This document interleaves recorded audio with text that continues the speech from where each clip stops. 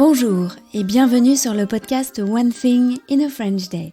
Aujourd'hui, lundi 24 mai 2021, cet épisode, le numéro 1992, s'intitule « Et si on parlait de Versailles, promenade avec Lorena, première partie ». J'espère que vous allez bien et que vous êtes de bonne humeur. Je m'appelle Laetitia, je suis française, j'habite près de Paris et je vous raconte au travers de ce podcast un petit bout de ma journée. Abonnez-vous pour recevoir le texte du podcast ou plus, comme les notes, les tournures de phrases utiles ou encore les photos sur onethinginafrenchday.com. Et si on parlait de Versailles, promenade avec Lorena, première partie. Il y a des épisodes qui naissent d'une photo. À l'automne dernier, Lorena a publié sur son compte Instagram de magnifiques photos de Versailles où elle venait de se promener. Dans le commentaire, elle disait qu'elle était passionnée par l'histoire de ce château. Je connais Lorena depuis plusieurs années. Nous étions dans le même cours de danse Bollywood. Coucou méga. Je lui ai demandé si elle pourrait me parler de sa passion dans le micro. Elle a accepté et nous avions prévu de nous rendre au château pour les enregistrer. Mais les intempéries automnales et le confinement ont eu raison de ce projet. Enfin, pas totalement. Vous savez qu'à l'époque de Louis XIV, la conversation se pratiquait aussi en marchant. Alors, en attendant de pouvoir aller à Versailles, je vous propose cette semaine une sorte d'introduction à ces futurs épisodes à Versailles. Vous allez faire la connaissance de Lorena. Nous allons découvrir comment est née sa passion pour ce château, mais aussi quelques-uns de ses personnages préférés. Je suis sûre que vous allez succomber à la gentillesse de Lorena. Ces épisodes ont été enregistrés à Paris en nous promenant.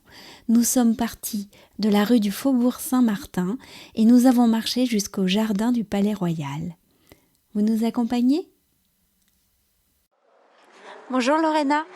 Bonjour Laetitia. Nous sommes toutes les deux à Paris. Un samedi après-midi, il fait beau. On est sortis se promener et j'avais quelques questions à te poser si tu es d'accord. Bien sûr, je suis là pour ça, c'est parti. Alors, te souviens-tu de la dernière fois que tu es allée à Versailles ? Ouais, évidemment, je me souviens parfaitement de la dernière fois où je suis allée à Versailles.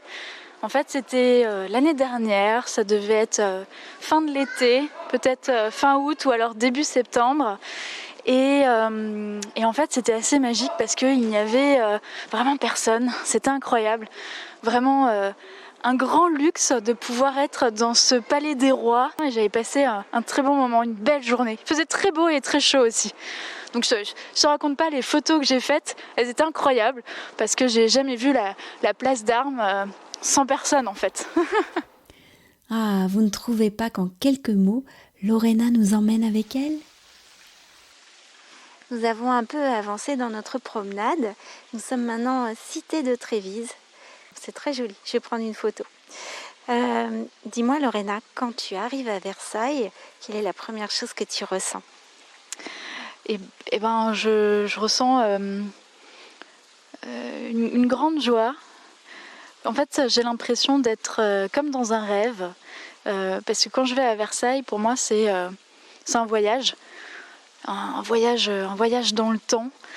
Parce que je trouve ça fascinant de se dire que on a un château qui a tant d'années, qui a tellement vécu, qui a connu tellement d'époques, qu'à chaque fois je me dis que c'est incroyable de marcher là où par exemple Louis XIV a aussi marché. Enfin, je trouve ça fascinant, honnêtement.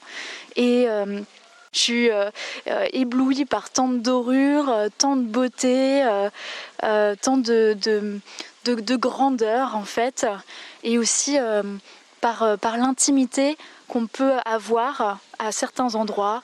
Par exemple, quand on est au Petit Trianon, où on a l'impression de mieux connaître aussi Marie-Antoinette, ou alors au hameau de la Reine, évidemment, ou alors là, on est encore plus proche de ce que la Reine, en fait, pouvait ressentir à ce moment, à cette époque de sa vie.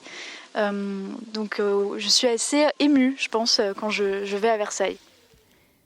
J'ai ensuite demandé à Lorena comment cette passion pour Versailles avait commencé. Mais c'est vraiment, je pense, depuis que je suis à Paris, que je me suis beaucoup plus intéressée à l'histoire de ce beau château, de ce palais, et évidemment à toutes les personnes qui ont vécu aussi, parce que je pense que ce qui m'intéresse plus, c'est vraiment les personnes qui ont fait ce que Versailles est en fait aujourd'hui, beaucoup plus que seulement le château. Voilà. Ah, les personnes qui font Versailles. On pense tout de suite à Louis XIV ou à Marie-Antoinette. Je me demande si ce sont les personnages préférés de Lorena. Mais ça, nous le saurons dans l'épisode de mercredi. One Thing in a French Day, c'est fini pour aujourd'hui. Je vous retrouve donc mercredi pour un nouvel épisode du podcast. À bientôt, au revoir.